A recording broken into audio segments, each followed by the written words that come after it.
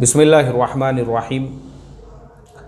ये ईमेल ज़ुबैर भाई ने, ज़ुबैर भाई हमारे पूना शहर के ही रहने वाले हैं। उनका सवाल ये है कि मौलाना मुझे कई सालों से खौफ है, घबराहट की तकलीफ़ है, मैं बहुत परेशान हूँ, जिसकी वजह से मैं जब भी कोई जॉब करता हूँ तो घबराहट की वजह से छोड़ चुका हूँ कई जॉब्स को। अभी मैं एक MNC कंपनी में वर्क फ्रॉम होम कर रहा हूँ, लेकिन मुझे ये डर है और घबराहट की वजह से वो जॉब भी मैं कहीं ना छोड़ दूँ।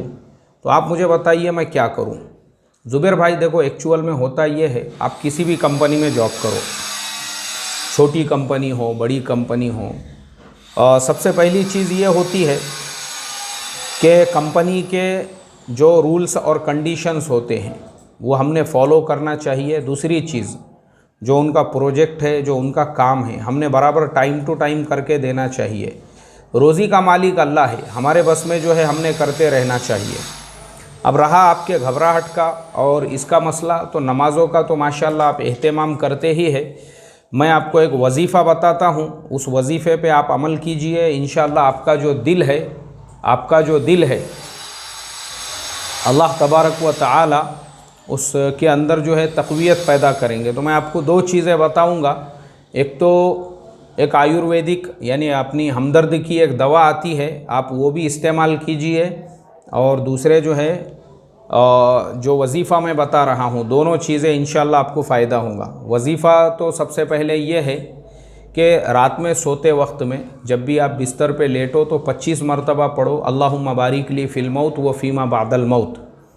दूसरे, हर फ़र्ज़ नमाज के बाद में सीने के ऊपर अपना ऐसा सीधा हाथ रखो और 11 मरतबा पढ़ो, या क़विय्यू, इंशाअल्लाह आपका दिल इससे मज़बूत होगा। तीसरे, हमदर्द की जो दवा है उसका नाम लिख लो आप, उसका नाम है खमीरा, गाउज़बा, अंबरी, जवाहर वाला, ख़ास। पूरा नाम जितना मैंने नाम बताया ना, क्योंकि ये एक ही नाम की 4 दवाएं अलग अलग मिलती है, तो ये पूरे को जोड़ेंगे आप तो वो एक अलग दवा मिलती है।